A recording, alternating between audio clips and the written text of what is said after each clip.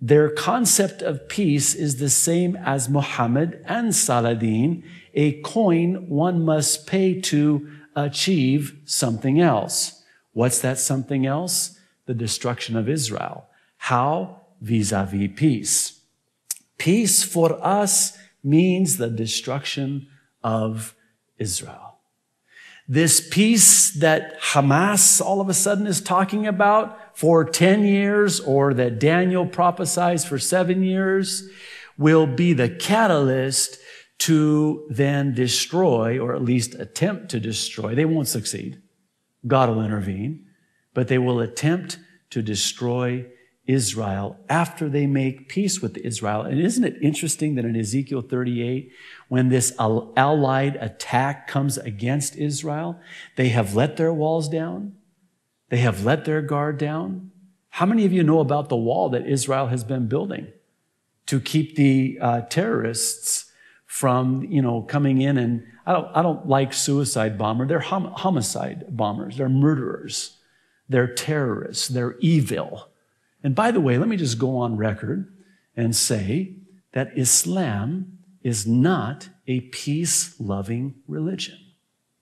Islam is the antithesis of everything that Christianity is. Islam is a religion of hate. Islam has at its core the annihilation, the extermination, the termination of the nation Israel. And it will stop at nothing until it accomplishes it. Now, having said that, I find it interesting that the prophet Daniel describes this man. He's called the Antichrist. He will come on the scene. He will confirm a peace agreement. It will last for 7 years, which will be this 7-year tribulation. And then once Israel has accomplished peace, finally, so they think, and Islam has deceived them into thinking that this is peace, so they think, then all hell, quite literally, breaks loose. And isn't it interesting? Again, the prophet Daniel in chapter 8, the first part of verse 25 describes this. He says, and through his policy, the Antichrist's peace policy, he shall cause craft to prosper. What's to prosper? To prosper. What's craft? Craft, deceit. Very crafty, very deceitful, deceiving them into thinking that they want peace when in fact peace for them, again, means the destruction of Israel. He will cause craft or deceit to prosper in his hand, and he shall magnify himself in his heart. And watch this, by peace shall destroy many. That's Muhammad. Made peace with his enemies, then destroyed them. That Saladin after him made peace with his enemies and then destroyed them. This is Islam.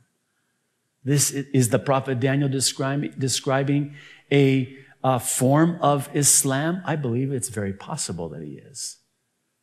One last thing, and then we'll get into our study in the book of Acts. I find it interesting that in the book of Revelation, those who are not caught up in the rapture will go through the tribulation, and it's still possible that they can accept Christ, but they can't accept the mark of the Antichrist in their forehand or in their forehead.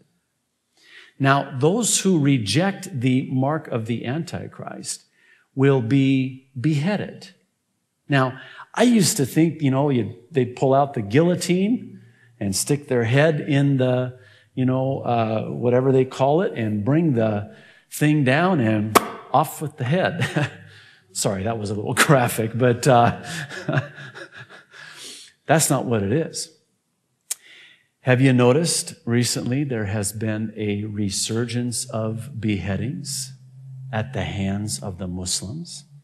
Did you know that beheading is a sacred Muslim practice? And it's not a guillotine. They use a sword, the symbol of Islam. And what do? They take the sword and they behead them slowly. I'm not going to try to get too graphic here, but they behead them. It is a command. Smite ye above their neck, it says in the Quran. They are, like we have commands in the Bible, they have commands in the Quran. Our commands in the Bible are love one another. Their commands in the Quran are kill them. Kill all of them, all of the infidels. There are, some believe, over 120 verses in the Quran that incite terrorism, to strike terror in the hearts of Christians and Jews. Did you know that you're the enemy? You're the enemy. Have a nice afternoon. If you're a Christian, you're the enemy. If you're a Jew, you're the enemy. If you're an American, you're the great Satan. If you're a Jew in Israel, you're the little Satan. That's how Islam views Christianity and Judaism. And so I believe it's very possible that what the prophets of old are describing for us are certain events that will take place that look an awful lot like what Islam is all about. And I see it taking place and being fulfilled right before our very eyes. Paul, writing to Timothy, said that God has not given us a spirit of fear. I pray that when we do these updates, as graphic as they might be, as intense as they might seem, that you don't have fear in your heart.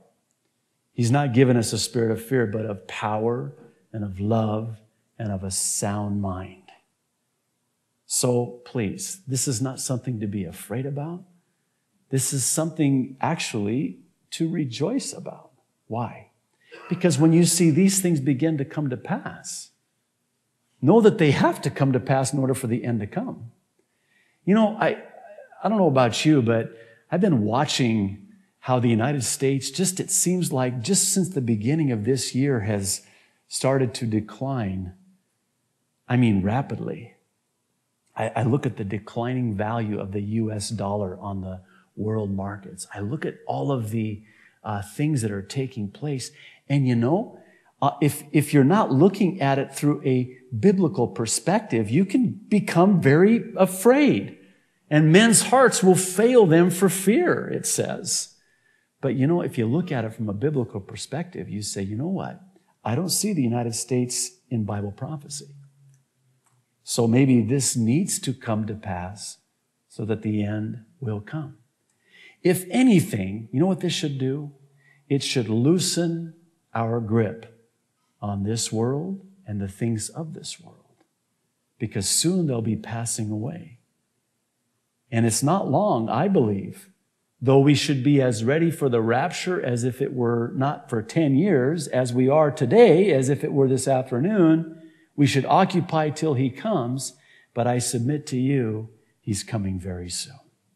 He's coming very soon. Everything's coming together. Ezekiel 38, every day is coming together.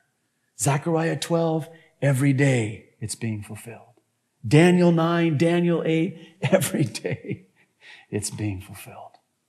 Right before our very eyes. Let's pray.